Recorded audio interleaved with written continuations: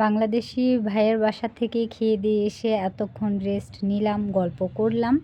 এখন সন্ধ্যায় একটু নিচে নামছি, দেখি কি কি আছে, কি কি পাওয়া যায়, আবার একটু টুকটাক খেয়ে নিব।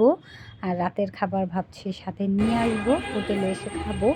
ওখানে বসে খেতে কেন জানি ভাল লাগে না, ধূপ ধূপ একটা কেমন গন্ধ, সে কারণে কেমন একটা লাগে। তো যাচ্ছি, এই আর কি।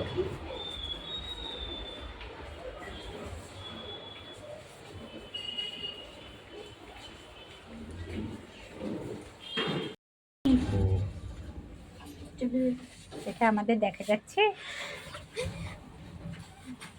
আবার বেরু করতে বের হলো। নাচতেছ কেন আর?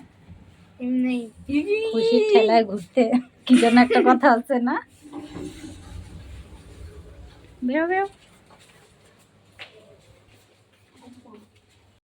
নিচে নামতেই মোমোর দেখা পেয়ে গেলাম, তাই আর মিস করলাম না। দেখি এখানকার মোমোটা কেমন।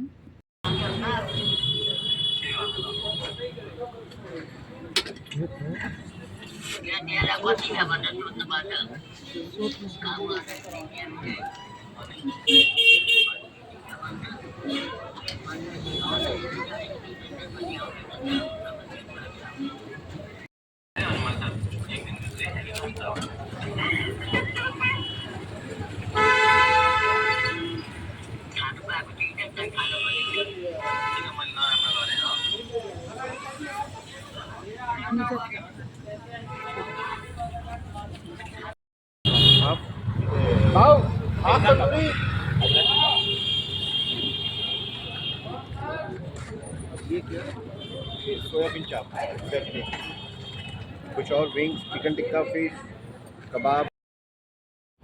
দিল্লি আসবো আর দিল্লির পানিপুরি ট্রাই করবো না সেটা তো হয় না, তাই এটাও ট্রাই করে নিলাম। খাও আয়াত খাও, পুরোটা মুখে দিতে হবে। হ্যাঁ, মুখ নাড়ানো যায় না।